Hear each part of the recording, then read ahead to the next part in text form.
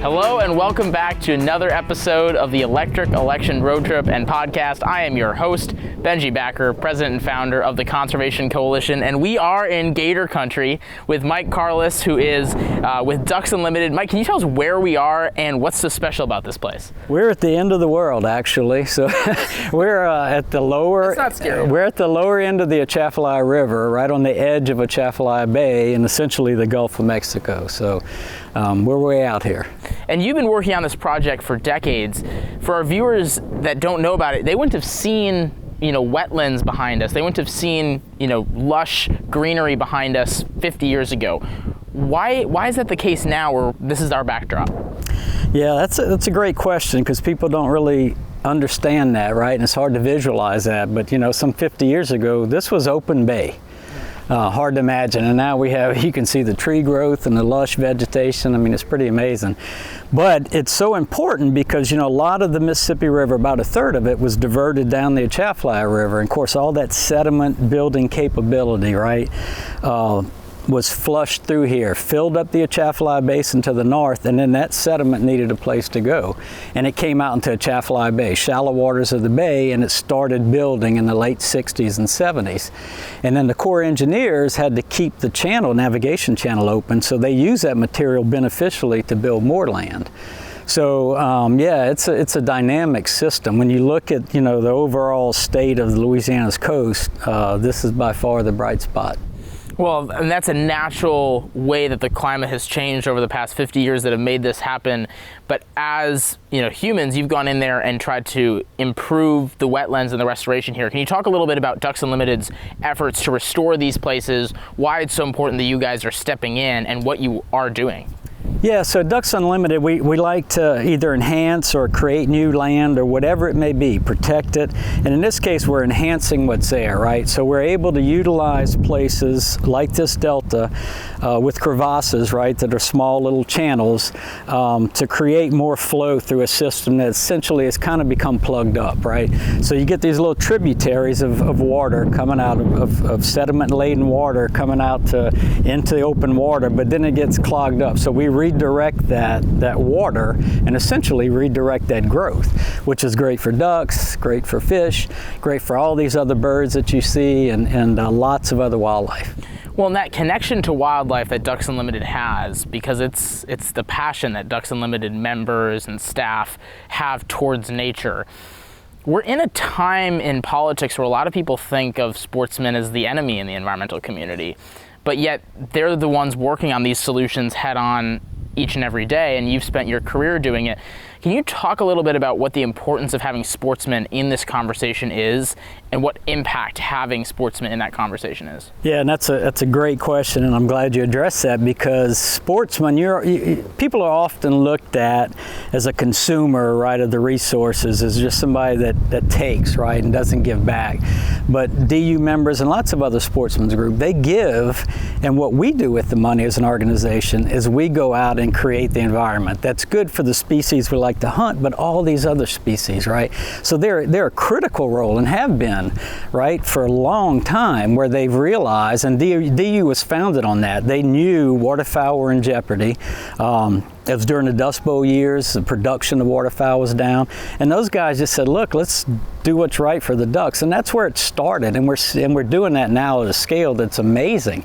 I mean, the first DU project in Louisiana was done in 1986. Back on an area that I worked at when this was happening.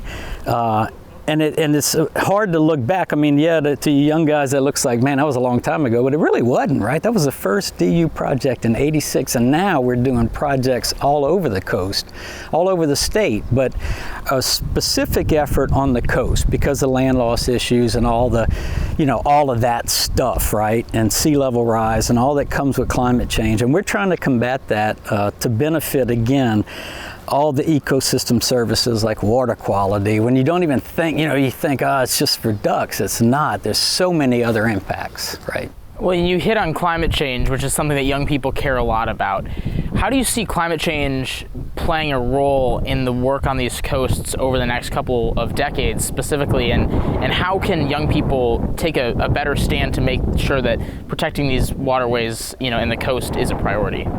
Yeah, that's a great point. You know, in climate change, I'm not an expert, but with what I've seen in my lifetime, what I look at with the data that's out there, it's a scary thing. And, you know, there's some places we can only try to hold back and try to keep what we have, right?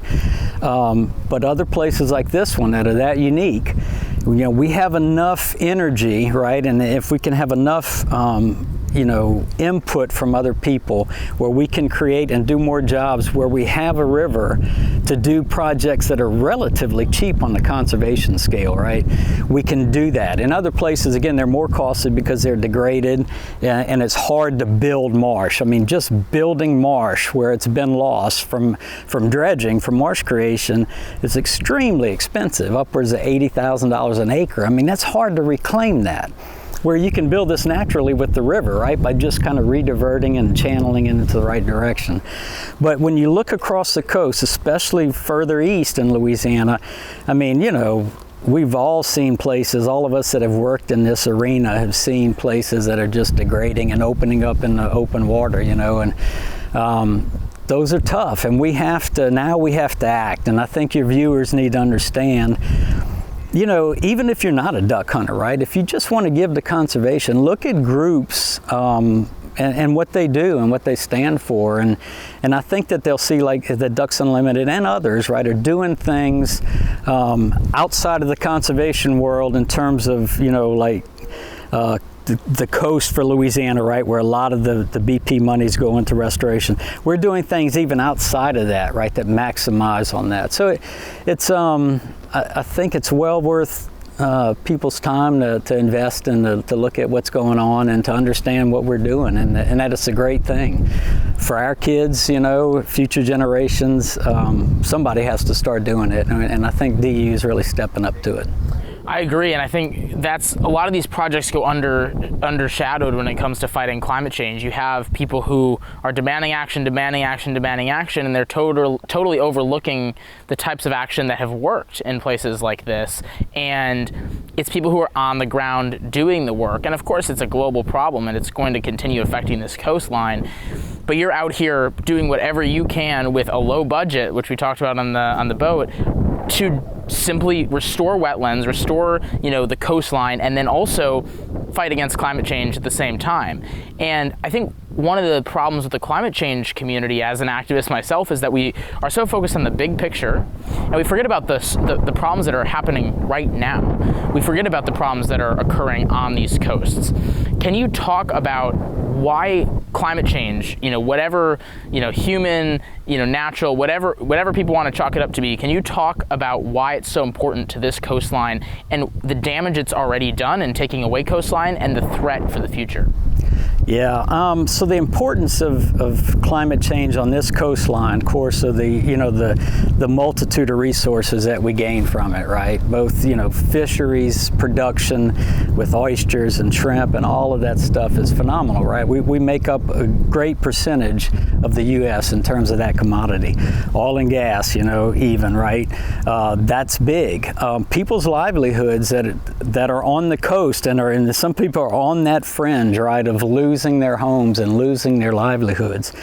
And that's what's important. When you live out here and see it, and are connected to it, then it's real, right? And becomes real every day. You don't forget about it because you continue to see it, right? And a lot of people are kind of distracted from that and maybe aren't involved enough to really see it. But when you're out here and you see it, then you know the importance for lots of things, but for lots of things that we all love, you know, just going out and birding, for instance, looking at that diversity, and again, the fish that we utilize and eat at our tables sometimes, if it's coming from the Gulf Coast, you know, it was produced from estuaries that are built by this river.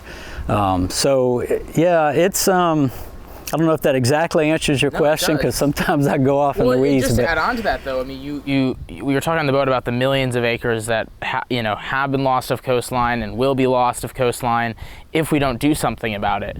And these problems are in the here and now, and there are things we need to do to fight the global problem of climate change, but there's also things we need to do physically and tangibly here on the ground in states like Louisiana to prevent these, you know, measures from happening.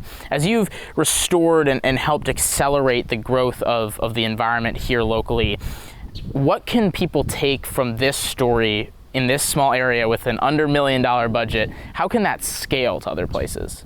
Yeah, that's a great question, because I think it gives everybody hope, or it should, right? That we're taking things, like you said, from a small scale with lots of, DU members, donors, corporations, all these people that want to do good, and we're doing that at a smaller scale than some of the bigger coastal projects, right? But at a scale that really matters, and you can see the benefits of it. So when you can see that, you're doing good, and it's real, and we're helping, right? Whatever climate change means in the future, we just don't really know. Sometimes it looks pretty grim and scary, but we know that we're doing stuff at a smaller scale, and hopefully we can keep doing that and continuing to get other folks involved that want to give to that cause, and help to do the things that we do. And if we can just get that message out more about all of the positives of these projects, right? Restoring the habitat, which is critical, but everything that goes with it, the economy, people's livelihoods, their homes, all of the resources impacted. That's a story that's worth telling, and even at small projects, when you can see progress, it gives you hope. Well, and you're not delaying action because the perfect solution isn't here yet. You're enacting it here in 2020 and previous years, and it's not just helping the local economy or the local environment. It's also fighting climate change. It's a natural solution to climate change by enhancing these greenery spaces, and then on top of that, you're restoring wildlife populations so that they can thrive, and that people who have a passion for coming out here and birding or hunting can do those things. And then of course, especially long term, it's really good for the industries that surround this area. Can you talk a little bit about the partnership and why that's so important for the work you've done? You've worked with local governments, you've worked with companies. Can you talk specifically about some of those partners and what they've meant to making a project like this a success? Okay, yeah, and I'll touch on that. Of course, I'm going to leave some out, right? You always do, and the list is long. But one of the big ones, and I was telling you that earlier, is NAWCA, North American Wetlands Conservation Act, and that's funded by the Fish and Wildlife Service, but it's money appropriated through Congress, right? So that's important. That's a big player, and we have to match that, and we have to get partner match as well, right? So corporations, DU members, even, that the list is long and it's big. Even oil and gas companies, right, are big players of some of these projects, and some of it's on their own property, right? So it's helping some of their property, which a lot of people don't understand, that some of these companies own property on the coast of Louisiana, right? So that's all important, and again, having all these different players and getting that message out and getting them to react and to act on that in a beneficial way is a win-win for all of us. But again, there's so many, state of Louisiana is a big one with the Department of Wildlife and Fisheries. Having worked for them before, that's a great partnership to be able to use that public land, our own land that they own, or as a refuge or a wildlife management area, that we can go in and say, hey, we've got outside funding. Do y'all want to partner with us on your property, and we can do things more beneficially? So that's a perfect example. Fish and Wildlife Service, the federal government's the same on some of their refuges. But it can be private landowners too, So it's that whole suite of ownership. We cover all of it. Even rice farmers are big on the coast, in rice production company, where we're working with them to try to keep them in business, because rice is not a great commodity right these days, right? But if we work with them to keep water on the landscape longer at varying water levels for migrating shorebirds, waterfowl, etc., then that partnership, working with USDA and Natural Resource Conservation Service, right? I could go on and on with these partnerships. Those are all critical. Maybe not so much in terms of sea level rise, because they're a little bit further inland, but they're on the edge, right? And you get storms with saltwater intrusion that affects rice farming. So it's all kind of connected, and it is. And to that point, what we found over the course of this entire road trip is that you can't just have a solution from the government or an individual. You need to have solutions at all levels of people working together, and you can't wait for one specific sector of these problems to act.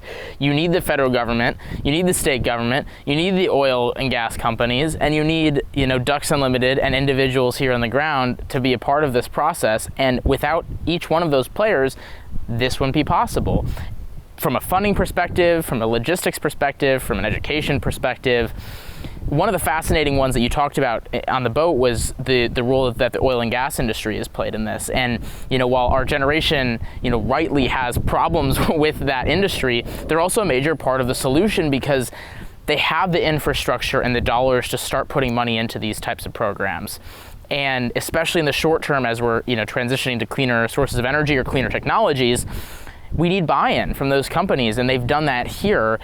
Can you quickly touch on kind of the partnership that ConocoPhillips and some of the energy transfer, and why that's been so important, and maybe goes against the grain of what a lot of people think of when it comes to solving these problems? Yeah, that's a great point. Looking at oil and gas and where they play in that field now, right, in terms of restoration is critical. I mean, we need their deep pockets and we need their involvement. And ConocoPhillips, again, they're one of the largest landowners on the coast of Louisiana with over 643,000 acres of coastal wetlands. I mean, that's huge, and we have a great partnership with them. So we work with them, they give us money, and we in turn match that with other federal money, DU money, and we get projects built on the ground, on their property that are beneficial, right, to all of the resources. So that's probably some change from the past. In other companies, Energy Transfer, we would not be doing this project that you saw earlier without them. They were a huge contributor to that. And other companies, Chevron, Shell, they partner with a lot of these different projects. So yeah, you could go back historically and start, blaming all the issues that we have with land loss, coastal land loss, and there are lots, right? There are lots of issues, but you can't deny that things are changing in terms of, climate change. Whatever it may be it short term or not, but all the data to me sure shows that we're going in the wrong direction. And so we have to look at everybody being on the same page, like you said. We're all part of the game, right? And we all need to get together and get along, and we all know what the end product can be if we all work together. And I think if you prove that, right, and you show that through your work, you show that through partnerships, it's kind of a no-brainer. It's kind of like, this is what we can do. Do you want to be on or off, or not? And be part of it. And we're getting, a lot of traction in that arena. And we have to have that, right, to make it viable and to make it at a scale that really matters. Well, and climate change is a massive problem, and we're of the belief that you need to have the people who are part of the problem be also part of the solution. And you're seeing certain companies step up, and they're working with organizations like Ducks Unlimited and state governments, and that's what we need more of. And I think as young people, we can do a better job of, less of focusing on this holy grail solution to solving environmental challenges, and instead trying to reverse climate change by working with anybody, whether that's a new energy source or traditional energy sources. It's going to take all of us, and it's going to take people at all levels to solve this challenge. As a final question before our wrap-up question, a quick story that we loved hearing about was that these waters, really had a problem with the lack of alligators, and now we've been seeing dozens of them as we've driven around. Can you tell us how that happened and why that population has rebounded in this magnificent area? Yeah, so that's a success story that a lot of people don't understand because they don't see it, right? Now they see alligators everywhere they go. If you're in coastal Louisiana, you're going to see alligators for the most part, right? If you're in the right habitat. But back in the 60s and 70s, things were not so rosy for them. Some of the lead biologists, some of the researchers for wildlife and fisheries out of Rockefeller Refuge noticed it, and they said, we've got to do something. And they started repopulating, taking eggs from the wild, hatching them, and releasing them into captivity, from captivity right into the wild, and getting that population going. And they got the notice, that, hey, we don't want this species listed as endangered. We sure don't want them getting, teetering on extinction. And it was a great success story. As you saw today, right? They're everywhere. And we have a great, system now with the state, with Wildlife and Fisheries, where they harvest, they do an annual quota, and they harvest, and they take what's manageable out of the population, right? To keep it sustainable, to keep it from getting too too many, or vice versa. And it's a great story. You would never know, you young folks coming out today and seeing all the alligators, you'd never know that, back in the day, some 60, 70 years ago, you wouldn't see many gators around. So yeah, it's a great testament to some of the wildlife work that has been done in this state, but also it goes back into the habitat, right? They've got to have the habitat to survive and to reproduce and do all their functions of life, and that's the critical part that we can't lose it, because if we lose that, there's going to be a lot of other species besides alligators that are going to be hurting on this coast, and that's going to have an impact. We winter, and typically even during the normal lives of a lot of these species that stay here year round, but a lot of them migrate through here, and they depend on these coastal wetlands for their survivability, right? And if we don't keep that habitat in check, a lot of those species are going to be hurting. Well, and that hands-on conservation instead of the hands-off, and really being involved in revitalizing species and just the natural world, that's the important way that we move forward, especially with the tangible environment and how we protect it for future generations. We have 2 weeks left of our road trip, a little less than that, and we're still going to be meeting a lot of other amazing leaders, especially in the southwestern United States. If you could give a piece of advice to young activists across the country who want to make a difference on this issue, as some bunnies run past us, if you could give some advice to some young activists who really care about this, what would you tell them based on what you've learned and experienced here through your work? Well, I think if your passion and your heart is telling you want to do something good for conservation, I would do a little bit of research on who you should give it to, who's doing something good for the environment. And I think that's critical throughout the country, right? Find out, again, there are lots of organizations. Some don't do hands-on conservation work, and maybe you would rather just promote something, advocacy or whatever. We need all of that as well, right? Policy, all of that stuff is part of the game. But if you really want your money to go into real conservation, you can go on websites and look at what they do in terms of work, and I think that's what they should be doing, is look at the issues. What do they want to fund? You can find places to fund across the country that are good for conservation, good for if you've got a particular species or whatever it may be. Water quality is your thing or whatever, sustainability. Hell, look at those things and find out on their website. It's all out there. And you can clearly see that. And of course, I got to promote DU because I work for them, but it's clear to see. You go on our website and you can search whatever you want, Louisiana Conservation. It'll come up with a whole bunch of projects, all these different types of projects, not just little big crevasses, a little river diversion, all these other suite of projects that we do. So the information's out there. If they're interested, they just need to dig around and find it. Well, thank you so much, Mike, for joining us and for Ducks Unlimited and your work on this project. The impact you've had on conservation nationally with Ducks Unlimited and internationally, as well as just here, what we've seen today with Ducks Unlimited, is incredibly profound, and it really does speak to the importance of having sportsmen in this conversation and how we can move forward from this hands-on conservation perspective. And to our viewers, I really do appreciate another episode of the Electric Election Road Trip being under wraps. We were on a boat today. We weren't on the road, but it was an epic experience seeing how hands-on conservation can help solve climate change and how unlikely communities can all kind of work together to patch up this problem that we call climate change.